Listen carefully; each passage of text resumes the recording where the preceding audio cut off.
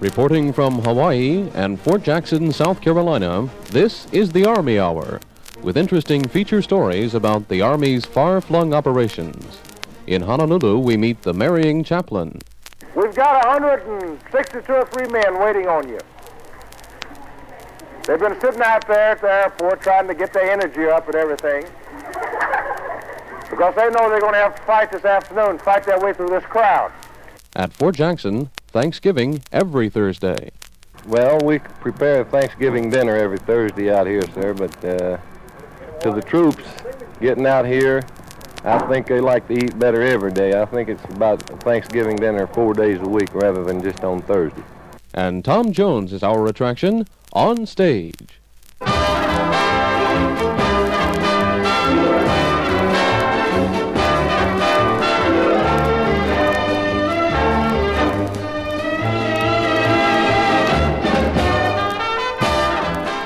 It's curtain time on stage, where each week we present for your enjoyment the big-name professional artists and the Army's finest talent. Our guest this time is one of the brightest new stars in the entertainment world. Here is the immensely popular Tom Jones to sing I Get Carried Away.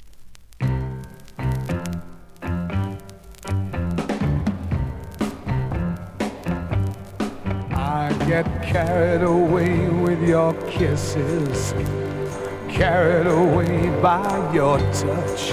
I get carried away 'cause I love you so much.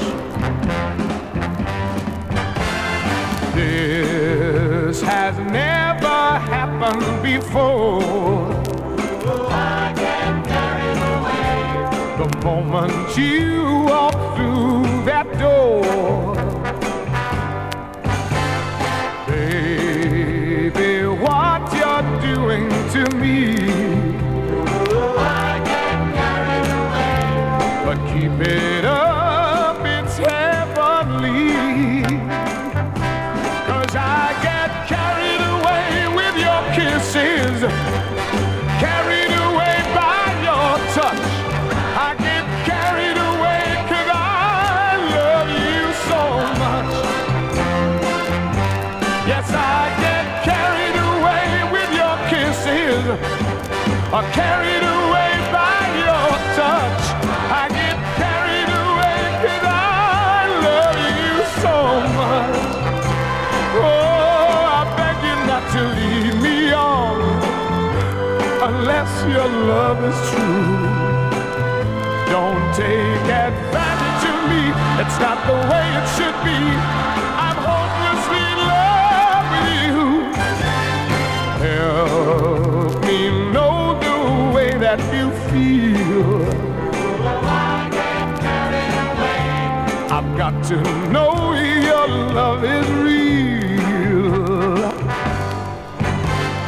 Baby, tell me your love is true. I get carried away. I need to hear the words from you. 'Cause I get carried away with your kisses, carried away by your touch. I get carried away 'cause I love you so much. I get carried away with your kisses, carried away by your touch. I get carried away 'cause I love you so much. Yeah. Ow! I get carried away with your kisses, carried away by your touch. I get carried away 'cause I love you so much.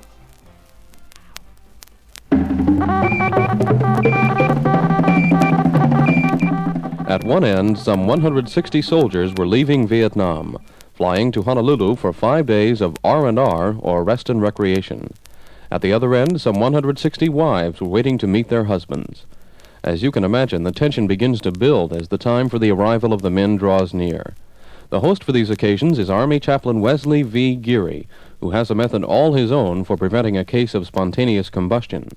Now to Honolulu, where Chaplain Geary is talking to the waiting wives. Now, ladies, we've got 162 or 3 men waiting on you. They've been sitting out there at the airport trying to get their energy up and everything, because they know they're going to have to fight this afternoon, fight their way through this crowd.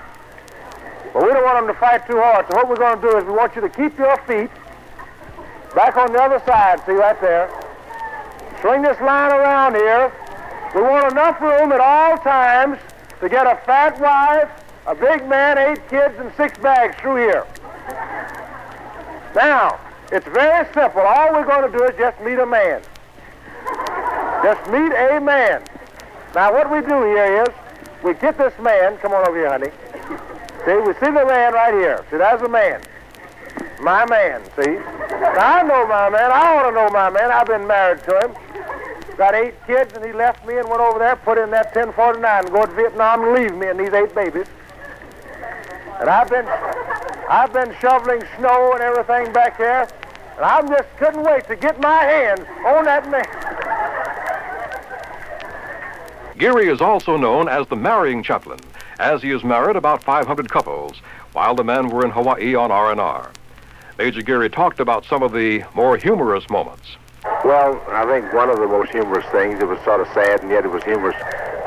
These girls were waiting down here in line, and I saw this little gal on the front, and she was awful nervous and shaking, so I went down and started talking to her.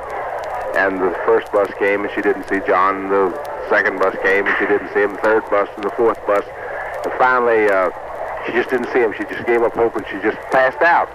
So we reached down and got her and put her on the bench out there and got some cold water, and we started reviving her. And then I have this manifest in my pocket, and so I said, "What's his name?" And she told me, and I looked on the manifest, and there he was. His name was here, and he'd gotten here and was in the briefing room. And we walked back there to the briefing room. She just couldn't believe that he was here. Got him and brought him to her and everything. And then she didn't want to go with him. She just kept holding on to my arm. And I said, "Lady, look, you got to go with him. You can't stay with me. Well, he got a wife." And then, well, just last Sunday we had a wedding, and this young lieutenant wanted me to, captain rather, wanted me to get him a best man from the islands with a dress white uniform. And so I did. But what the kid didn't know was that some relatives had already asked a lieutenant who was stationed here to be the best man. And then Sunday morning, when we got ready for the wedding, the best man I had selected was there. The best man that his aunt had selected was here. And then his brother-in-law also came to be the best man. So we had 3 best men at one wedding. And, well, we just had, we had a nice wedding. Major Wesley Geary, chaplain of the R&R Center at Fort DeRussy in Honolulu.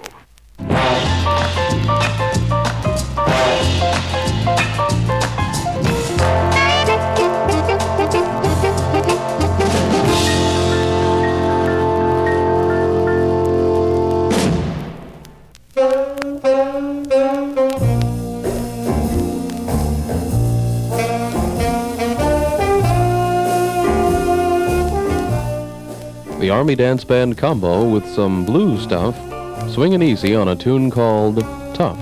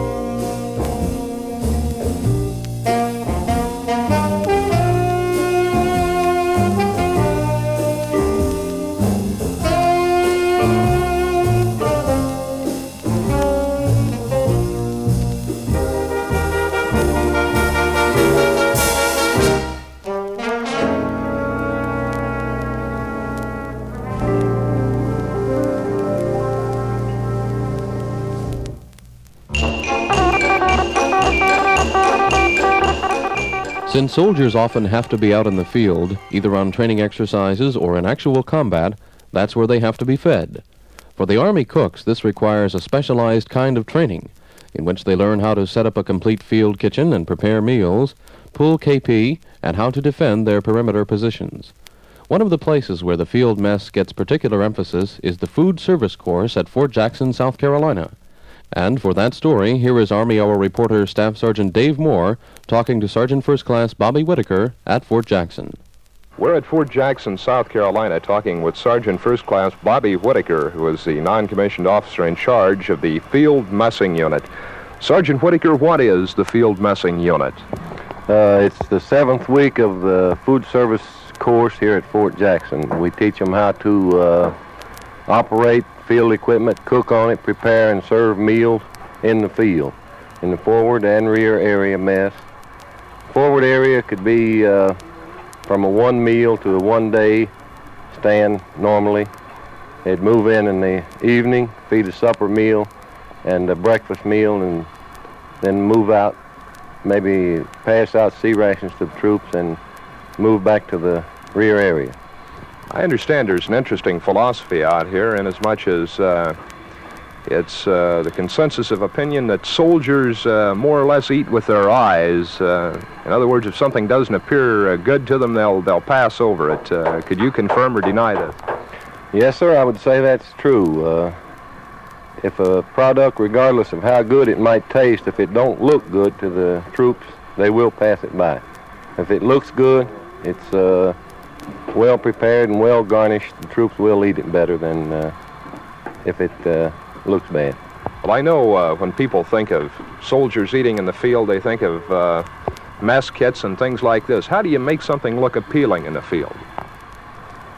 Well, it's not too hard to make food look appealing. It is kind of hard to serve it on a mess kit and make it look appealing, but on your chow line itself, you can make it look just as good as you can in the garrison mess.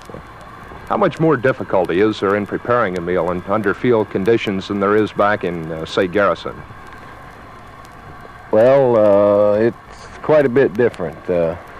In a case like this, you have to haul your water, you have to haul your gasoline for your field ranges. Where in the garrison mess, you have modern electric stoves and running water, hot and cold water. Out here, we have to heat our water, pump up our stoves where they don't in the garrison mess. It is a little more difficulty to prepare a meal in the field than it is in the garrison mess. About how many young cooks do you bring out to an area like this when you're coming out to prepare a meal? Well, sir, the classes run from about, I'd say, 36 to 60. This particular week we have 45 people in the class. We have them broken down in 4 stations, 11 people on each station preparing a Thanksgiving dinner, roast turkey, giblet gravy, mashed potatoes, cranberry sauce. The classes normally run between, like I said, 36 and 50 to 60. How much more close supervision do you have to give than, say, you would back in a mess hall? Well, in training the student cooks, sir, you have to supervise them real close out here because there is danger if you don't watch them close with the gasoline ranges and immersion heaters for heating water. It's not like back in the garrison mess turning on an electric stove or a gas stove or going over to the sink and turning on hot water. We have to, like I said, we have to heat our water and we have to pump up and light the field ranges, and we do have to supervise them pretty close to for safety reasons and for preparing the meals. Now, I know in some circles they've given your course here a nickname of Thanksgiving every Thursday, but I think it's more than every Thursday, really, isn't it? Well, we prepare a Thanksgiving dinner every Thursday out here, sir, but to the troops getting out here, I think they like to eat better every day. I think it's about a Thanksgiving dinner 4 days a week rather than just on Thursday. Thank you so very much for taking time to talk with us today. Sergeant First Class Bobby Whitaker, who is the non-commissioned officer in charge of the Field Messing Unit here at Fort Jackson, South Carolina, specializing in turkey every Thursday. Now Staff Sergeant Dave Moore returns you to the Army Hour in Washington, D.C.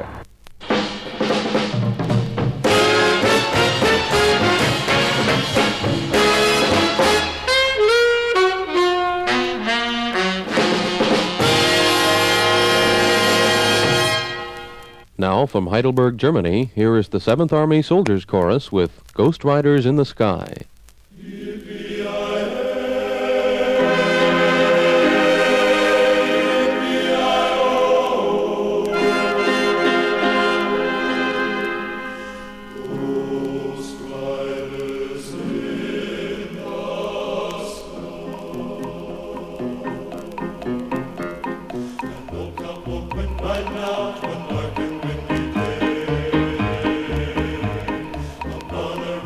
Rested as he went along his way,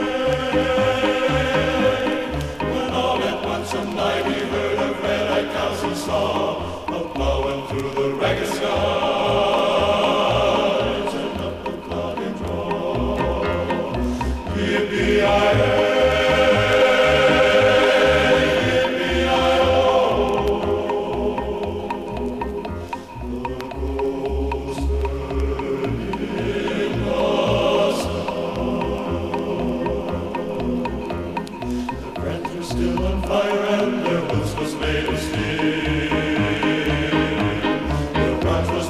Shiny and their hot breath he could feel. A bolt of fear went through him as they thundered through the sky, for he saw the riders coming hard and heard their mournful cry. Yippee-yi-yi!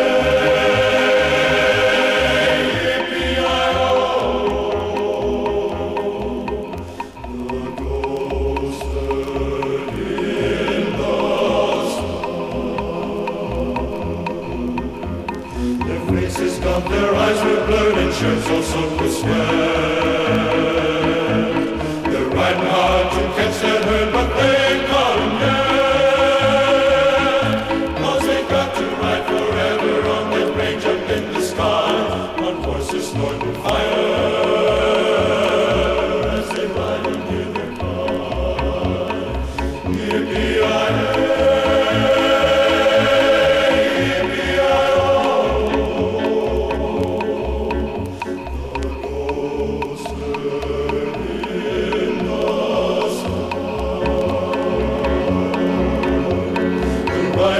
Them by him and he heard one call his name.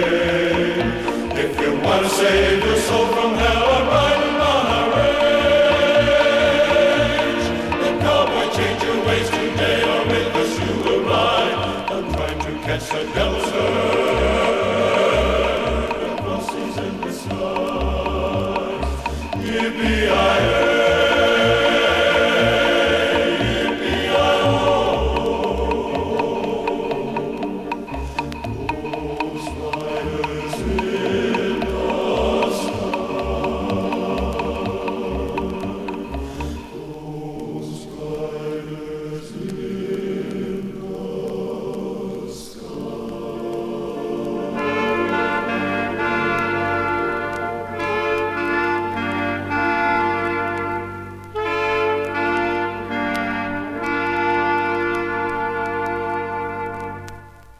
In every man there is a talent. The United States Army will bring it out into the open. Our instructors know how to encourage and develop everything you've got. We can offer you job training in hundreds of interesting and challenging courses. Do what you've always wanted to do, and do it as a member of the United States Army. Your future, your decision. Choose Army.